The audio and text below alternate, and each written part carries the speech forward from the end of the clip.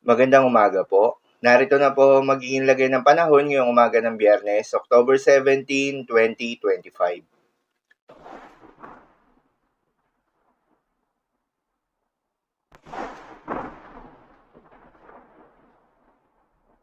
Sa kasalukuyan na tayo sa pag-asa, patuloy na umiiral itong easterlies o yung mainit na hangin na nanggagaling sa may karagatang Pasipiko at nakakaapekto sa may central at southern Luzon, gayon din sa may Visayas. Dahil dito ay asahan yung maulap na kalangitan na may kalat-kalat na mga pagulan at thunderstorms. Habang umiiral rin yung northeasterly wind flow o yung hangin na nanggagaling sa may hilagang silangan at nakakaapekto sa may extreme northern Luzon. Dahil dito ay asahan naman yung bahagyang maulap hanggang sa maulap na kalangitan na may kalat-kalat na mga mahihinang pagulan.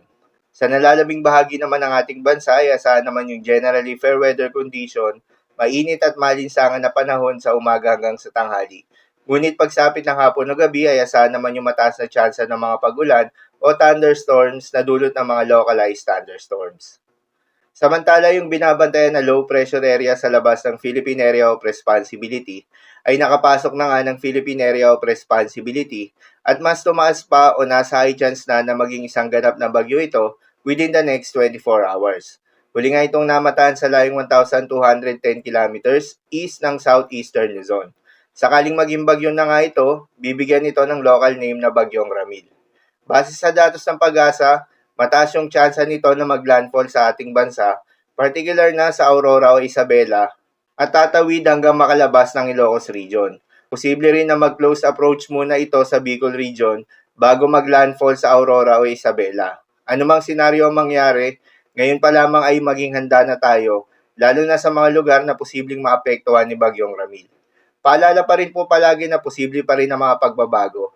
Kaya naman patuloy lamang na magantabay sa mga update nating ilalabas, lalo na ng Pag-asa. Para naman sa magiging lagay ng panahon ngayong araw ng Biyernes, dahil nga sa epekto nitong easterlies, asahan sa Metro Manila, Bicol Region, Eastern Visayas, Mainland Cagayan, Isabela, Quirino, Nueva Vizcaya, Nueva Ecija, Aurora, Bulacan, Rizal, Laguna, Quezon, Oriental Mindoro, Marinduque, Romblon, Aklan at Capiz ang maulap na kalangitan na may kalat-kalat na mga pagulan at thunderstorms. Posible ang mga pagbaha o pagguho ng lupa due to moderate to at times heavy rains.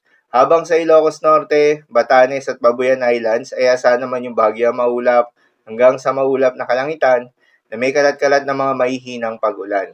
At sa nalalabing bahagi nga ng Luzon ay asahan naman yung bahagyang maulap hanggang sa maulap na kalangitan na may kalat-kalat na mga pagulan o thunderstorms na dulot ng easterlies.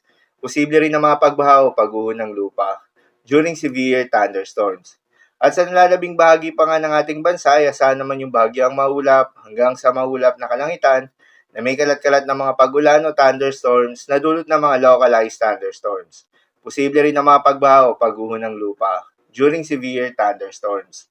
Madalas nabobo ang mga thunderstorms na ito tuwing hapon o gabi na nagtatagal ng 1 hanggang 2 oras. Kaya naman ingat sa mga posibleng banta ng pagbaha at pagguho ng lupa, lalong-lalo na sa mga lugar na inuulan na noong mga nakaraang araw pa.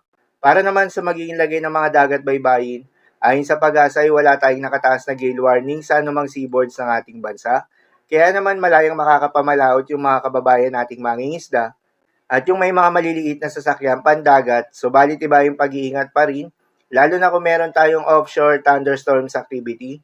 Asahan yung paglakas ng hangin dahil kakakibat nito ay pagtaas rin ng mga pag-alon. So yun lamang po para sa lagay ng panahon ngayong araw ng Biyernes. Keep safe everyone.